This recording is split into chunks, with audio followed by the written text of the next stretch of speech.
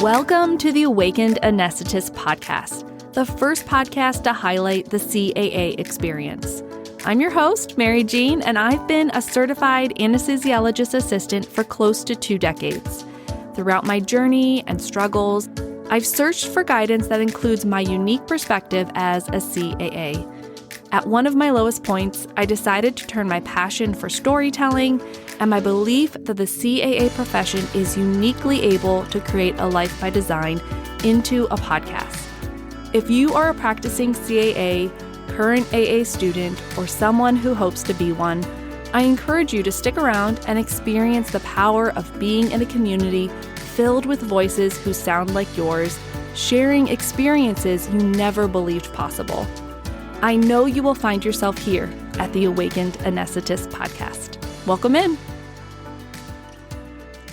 Welcome to the next installment in this Understanding Certified Anesthesiologist Assistant mini-series. This is part 2. I will be discussing why you should not become a CAA, which is the type of conversation I really like having. Just a very straightforward, sort of behind the scenes, the things people aren't going to tell you, but in a way that I think is going to be very helpful if you are considering this profession, the CAA profession. I think it's great to see it from all angles. And of course, there are pros and cons to every single job. There are so many wonderful things about being a CAA, and I will absolutely list some of those at the end, so we're not all feeling sort of sad and depressed about why this profession can be hard. But I just wanted to be really honest. Remember, I'm your big sister, your best friend in the CAA profession who's just keeping it real. And this is a safe space for us to be very open and honest. So let me pull up my document. I honestly was prepping for this about 3 weeks ago. And I was like, well, let me just get into my Google Docs and see what comes up as I'm typing Google Docs right now. This is very unscripted. I sat down and in 10 minutes came up with this list. And then I reread it a couple times and I'm like, yep, that's what I want to say. And I think it's because I've had this conversation before. I have been a first-year clinical instructor, mostly for UMKC MSA program, but also have met several other students from several other schools. I also, in the operating room, there's usually a parade of high school students and shadow students, a little bit less so now after the pandemic, but certainly I've had this conversation with people who are interested in healthcare. They really only know about being a doctor or a nurse. And I'm like, hey, have you ever thought about being a CAA? And then I give them this spiel of sort of the things to know before you are choosing a healthcare profession, or if they know about the CAA profession, I give them some of this inside scoop on what it feels like and looks like in real time to be a CAA. So let's keep this short, which means I need to get started. And I have quite a lengthy list. So I'm going to just read them off. I'll give more information sort of in the moment here if I feel like it's necessary. And of course, you can DM me afterwards on Instagram at Awakened Anesthetist if you want any more follow-up or you have questions or things to add. You can also just text me right in the show notes. There's a way to text, I think it says text or chat me, and it sends me a direct message to my podcast provider. That's probably what's most pertinent here. Sign up for my emails, check the show notes, basically. Lots of good stuff, mindful connections, all of that will be in the show notes for season 4. All right, let's start with part 2 of Understanding Certified Anesthesiologist Assistants, why you should not become a CAA. Here's my number 1 that I always say is that a CAA is not the boss and is never the boss. So if you have a lot of boss energy, if you think of yourself as struggling to take instruction from someone else or to be a member of a team, then this career is not for you. As said by our name, and as I described in part 1 of this series, we are an anesthesiologist assistant. So we are assistant to the anesthesiologist, which means we are not the boss, they are the boss. And yeah, probably more to say there, but we are not the boss. Number 2 is that the CAA profession is the minority profession in the anesthesia care team model. So again, in the anesthesia care team, a physician anesthesiologist can supervise generally up to 4 CAAs or cRNAs. And I described those acronyms in part 1. Again, go back. But of all the people who could be on an anesthesia care team, CAAs are by far the minority. We have about maybe 4,000 of us now at the time of this recording. And there are, I believe, I want to say 40,000 physician anesthesiologists and about the same number of CRNAs. Don't quote my numbers, but in terms of the stark difference of numbers, I am correct. Okay. Here's another one that you may or may not know, depending on how involved you are in the healthcare system, but the healthcare system in the United States is largely broken. It has many moving parts that are broken, and it is not a system that is doing what we all think it is, which is serving our patients full-heartedly without making money. No one's making money on this, and that we're all there just to make patients feel better, to heal them, to cure them, to help them die well.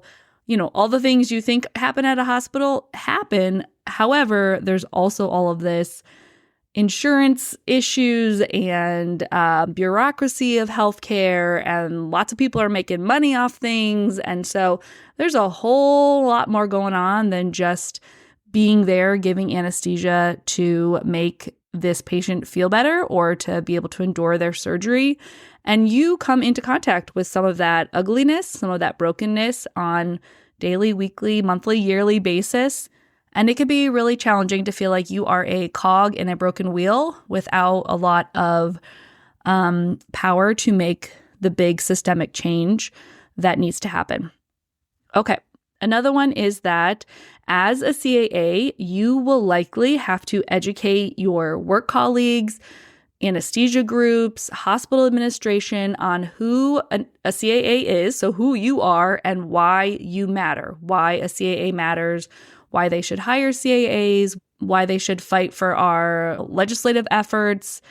Likely, you're going to meet many, many people who do not know what CAAs are, and you're going to have to do the hard work of educating them, which kind of sucks and is probably why I have so many things to say right now, because I've talked about what it means to be a CAA to so many people for so many years. I've been a CAA for almost 18 years.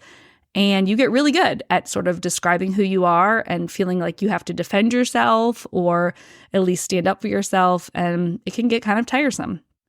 Here's one about AA school, which is very common. You will hear people talk about AA school like it's drinking from a fire hose, meaning that it comes at you fast and furious. It is all-consuming.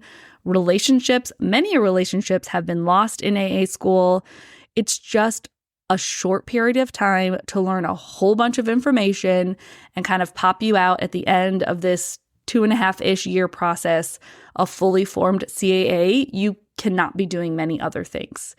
And that can take a toll on someone. And that's maybe not everyone's best way to learn. Another thing about AA school and becoming an AA is that it is a very specialized education with no direct fallback option. So if you get into AA school and you begin paying for AA school and you do not love it and you get, past the first year, it's really hard to say, okay, well, this was just like an experiment that went awry and I'm not going to see this as a failure and the tens of thousands of dollars I lost, I'm just going to it's okay, I'm just going to move on. It's hard to make that decision once you've gotten far enough along because you basically have to start over if you're going to do anything else. Of course, there's exceptions. Of course, you can get a job with an undergraduate degree in whatever, biology, chemistry. If you have something a little bit more practical or applicable, like an accounting degree, it's a little easier. But it's tricky. It is expensive, which is another point. AA school is very expensive. And unlike being a CRNA, which every CRNA is also a nurse, and if they keep their nursing license up, they can just go back to practicing nursing if they don't like doing anesthesia. We do not have that option. And so it is a risk you run if you do not like AA school, if you don't like what it means to be a CAA when you're already in the program, you really have to, sort of eat all the money that you spent and the time and go back and figure something else out. Obviously possible. Obviously you can. It's just there's no direct fallback option. I kind of touched on this, that there's a huge upfront financial investment to being a CAA. Personally, I came out of AA school in 2008. I went to Case Cleveland. I graduated in 2008. I also went to a private undergrad education, but I didn't have as many loans from undergrad. And in total, I walked away with $160,000 of student loan debt. Now, remember, this was 2008. I believe my first salary was about $160 or $170 total package, $170,000. And so, yes, you make enough money to pay off your debt and you can pay it off sort of efficiently or quickly, but it is still a large amount of financial risk to take on if you don't end up becoming a CAA or can't find a job that works for you because you want to work in a state that we can't work. Which brings me to my next point, which is AAs are not licensed to deliver anesthesia in every state. We are licensed in around 20 states now at the time of this recording in, what month is it? October of 2024. And we can theoretically work in any VA hospital, but I don't know many CAAs in VA hospitals. And we can work in Guam, I believe, if anyone would like to work probably on the military base in Guam, I think is how that works out. But if it's not one of those places, then you can't work there. And even if we are licensed in a state, so let's take my state of Missouri, even though the state of Missouri licensed and allows AAs to practice within the state, a particular hospital still has to accredit us, and a particular anesthesia group, if it's a private group, still has to employ us. So there's still hurdles to jump through, which is why in the state of Missouri, not every single hospital, even though it's an open state, not every single hospital hires certified anesthesiologist assistants. So you're still fighting that battle on a hospital level, private anesthesia group level, and of course, state level, if it's a state we're not licensed in. Wow, I have a few more. Let's keep going. So another drawback to being a CAA is that due to our small numbers, so remember, we're like a tenth of the size of physician anesthesiologists in this country and CRNAs in this country, that means that every CAA has to be involved both politically and teaching AA students. Very, very rare that a CAA is just kind of free floating out in the world, never touching an AA student and not being involved at all with any sort of Quad A efforts, which is our national governing body, any legislative efforts. There are people like this that exist, but they are fewer and farther between than the people who are and honestly must be involved to keep this profession growing. And not everyone wants to have to do that. So that can be a definite drawback. Okay, let's do one more so we have time to get to the why you should become a CAA. This is something that I've said in other podcast episodes, but because the CAA profession is very small, one person, one individual, one CAA can create great change and can cause major growth in our profession from just that one person's efforts. But that is a huge burden on that one person. And also, on the flip side, could be seen as one of your life's biggest accomplishments, one of the biggest opportunities that you had to make impact. So it's one of those double-edged swords where it's something I embrace. I love the fact that I can have this podcast. I can talk directly to CAAs who are sort of the movers and shakers in this community, the Quad A presidents and the people who open states like Sarah Brown, who just opened the state of Washington. And the resonating truth when I talk to these people is that, yes, they're the movers and shakers, and they're also just regular people who said, okay, if no one does anything, nothing's happened, so I'm going to do something. And that's a burden because they also have, jobs and families and other things to do. And now they have to do this volunteer work to grow and expand our profession. And also, it's something that they hold as one of their biggest accomplishments and something that they would never give back.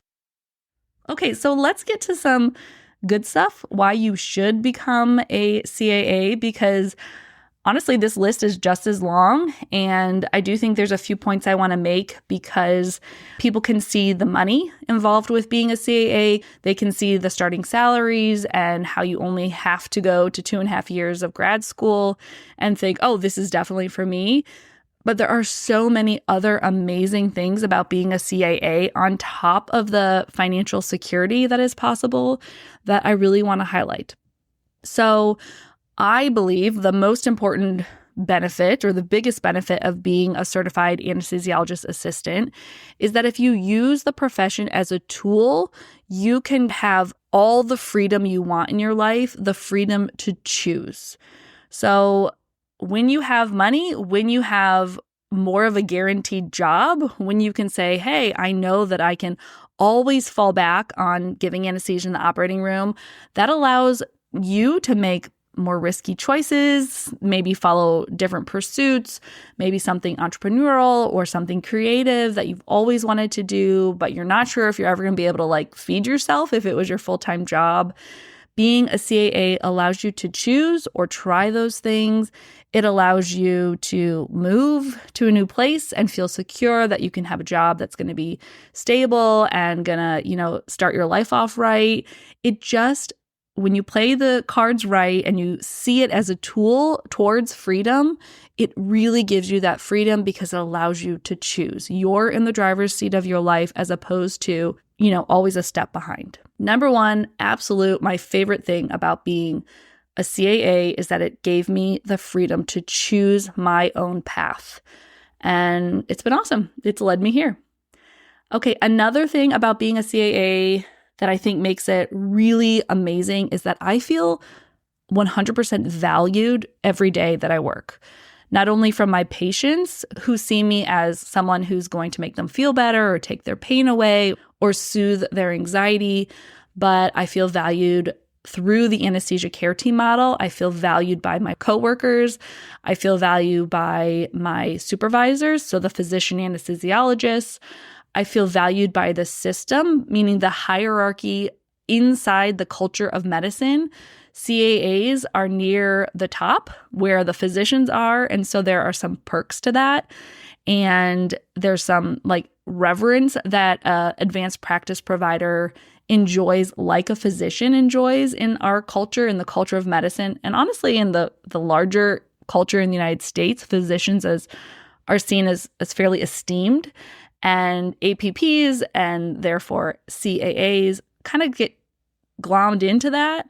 And so very practically, this means that there is a doctor's lounge in the hospital that I work that also is open to advanced practice providers, including CAAs.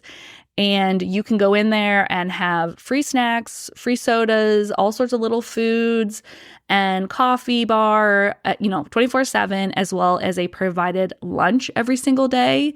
But you have to be a physician or an advanced practice provider like a CAA to even be able to badge into that secure doctor's lounge.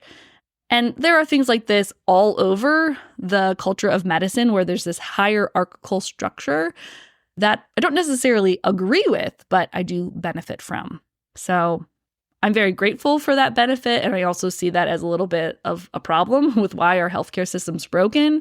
But again, CAAs have the benefit of being grouped into this higher level in the hierarchy of healthcare. Okay, let me read my list. Oh, I said that a benefit of being a CAA and why you should is that yes, we're not the boss, but we are always working in a team. So you can always phone a friend. If you ever get into a sticky situation where you need a second pair of hands because the patient's requiring something a little bit more in depth, or if you have a question about something that's going on with your patient, or if the surgeon or the surgical team is giving you a hard time or pressuring you in some way, you always have a pressure release valve to call your attending anesthesiologist, have them come in the room, back you up. They, in my experience, always take your side first.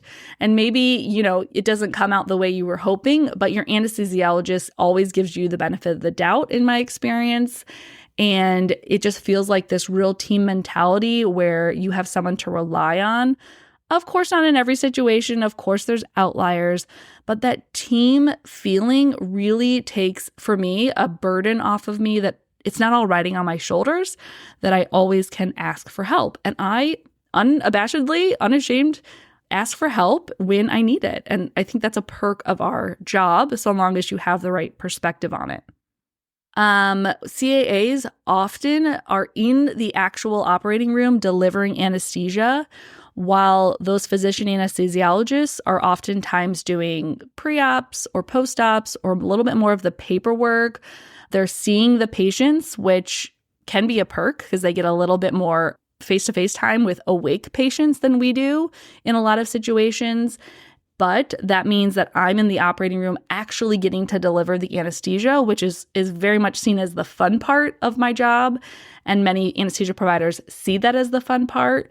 And that is my role. I am meant to be in the operating room giving the anesthesia. And the anesthesiologist, the physician, has sort of all of the extra ancillary responsibilities. Very much a typical way an anesthesia care team model runs in a hospital. Not to say that the physicians can't do what I'm doing and I can't do what they're doing in many situations, but that's just the reality of it. That's just the model, is that the anesthesiologist, because they're supervising several rooms, they're out doing all the other things while the mid-levels, the CAAs or the CRNAs, the advanced practice providers, are in the rooms delivering anesthesia. The fun part. I also see it as a benefit that I get to be right with the patients in what may be the worst day of their life, or, if they're having a baby, having their first baby, maybe it's the best day of their life. I get to be really intimately tied to human beings during their best and worst moments, and that's something I really value about my job. This job as a CAA has helped me build my empathy muscle. I am so much more compassionate than I was in my younger years before I became a CAA. And then over the course of my career, I can see how my empathy muscle has just grown and grown and grown, because you are with human beings. You are with them in this really intimate way. You're watching over them while they're having surgery. You're keeping them alive for many, many intents and purposes. And it's just a really powerful, cool, intimate experience that I really cherish. And that's a huge benefit for me of being a CAA. Okay, let me see if I have any other ones. Oh, here's a big one. This is a little bit more confusing if you're outside of medicine or healthcare to understand malpractice insurance and how that affects us as a CAA and how that is carried in an anesthesia care team model. But you likely know that patients can sue if something were to happen. They can sue, rightfully or wrongfully. You're allowed to sue in the United States. It's a legal right. And if a patient were to sue, the liability does not fall directly on the CAA, just by the way the anesthesia care team model works, the way that the insurance model works. The anesthesiologist, sort of surprisingly, has all of that liability. So I'm not liable for my actions as much as the anesthesiologist is liable for my actions. Now, this is nuanced, and there is,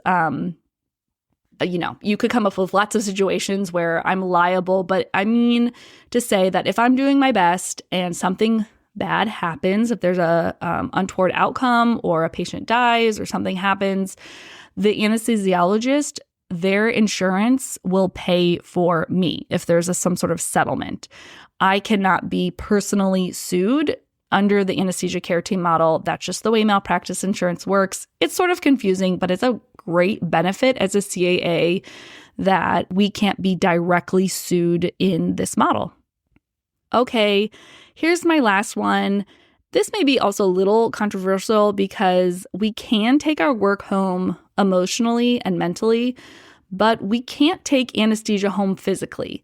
So I do feel like when I leave the operating room, I leave 99.9% of my job there. I have learned over time, and I have built resilience and skills to leave most of the emotional burden, most of the mental burden there as well.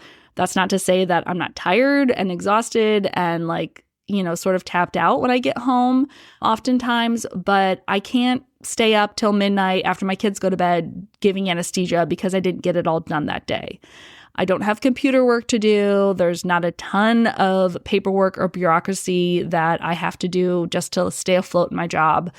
And that is really, really, really nice. I see many of my corporate friends working nights and weekends and yes, we do that, but we're in the hospital doing that. I'm not in my home, in my bed, typing away at midnight because I didn't get my work done. And that's not true for a lot of physicians. A lot of physicians now you'll hear have to do charting and things, and they have to take the work home. But that is not true for certified anesthesiologist assistants. And I see that as a huge benefit. All right, that is the end of my list. I hope it was helpful. I hope you learned something new. Maybe you saw the profession in a new light. Or if you're a practicing CAA, maybe you appreciate something about our profession that you've never really put into words before. My goal with this mini-series is just to spread more awareness and information about what it truly means to be a certified anesthesiologist assistant. Again, if you have anything to add or comments, you can DM me on Instagram at Awakened Anesthetist, or just chat me right there in the show notes. You can send me a direct message. And, maybe I'll have something to add or edit out of this episode after I hear from you all.